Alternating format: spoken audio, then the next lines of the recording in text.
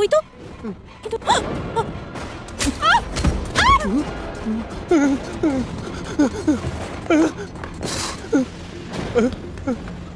তখন তার হাত থেকে বাঁচার জন্য আমি পেছনে দরজা দিয়ে পালিয়ে গেলাম। আমাকে দেখতে পেলে ঝামেলায় পড়ে যেতাম স্যার। তুমি ওই আক্রমণকারীকে দেখেছো? না স্যার, আমি যেখানে লুকিয়েছিলাম সেখান থেকে দেখতে পাইনি। তবে হ্যাঁ, এটা বলতে পারি ওটা যেই হোক না কেন মেয়েটা ওকে চিনতো।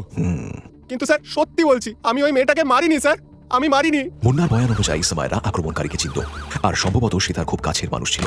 আর সেটা কে ছিল আমি ঠিক খুঁজে বের করব। স্যার, আমার মতে মুন্না সত্যিই বলছে।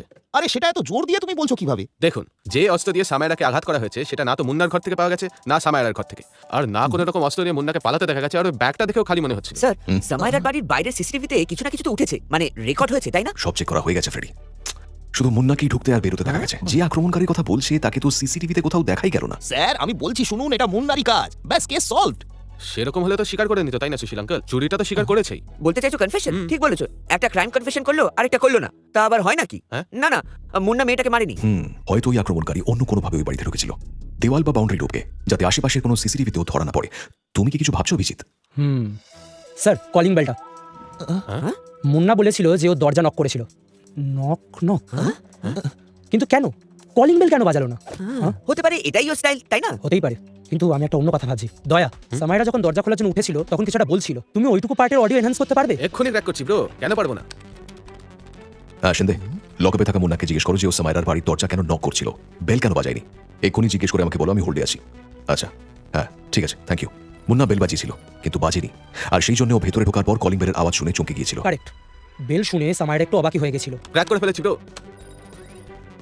আরে বেলটা বাজা দেখছি, ভেবেছিলাম খারাপ হয়ে গেছে। সামাইরা আর মুন্না বললো যে কলিং বেলটা খারাপ ছিল, কিন্তু আক্রমণকারী তো বেল বাজিয়ে ভেতরে ঢুকেছিল। তুমি ঠিকই বলেছো অভিজিৎ, এখানে কিছু তো একটা গন্ডগোল আছেই। কলিং বেলের এই রহস্যের পিছনেই আমাদের এই কেসের আসল চাবিকাঠি লুকিয়ে আছে। তোমরা সবাই যাও, গিয়ে কলিং বেলটা চেক করো। ফটো পাজল সলভ করার জন্য প্রত্যেকটা টুকরো যতটা ইম্পর্টেন্ট, তার থেকেও বেশি ইম্পর্টেন্ট টুকরোগুলো ঠিক মতো জোড়া লাগানো। টুকরো আমি জুড়তে পারি, এখন শুধু হারিয়ে যাওয়া টুকরোগুলো খুঁজে বের করতে হবে, ক্লু খুঁজে বের করতে হবে।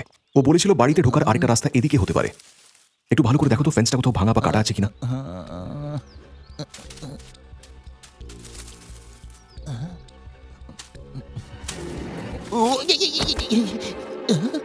স্যার এইদিকে।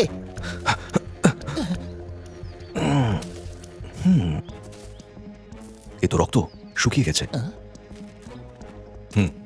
আমাদের সন্দেহ ঠিকই ছিল, এটা সামাইরার রক্ত হতে পারে, বা হয়তো আক্রমণকারী এখান দিয়ে ঢোকার বা বেরোনোর সময় এখানে আটকে গেছিল।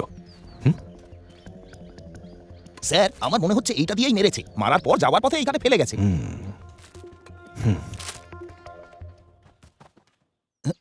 এই দাগটা দেখে মনে হচ্ছে যে এখানে কোনো গাড়ি দাঁড়িয়েছিল।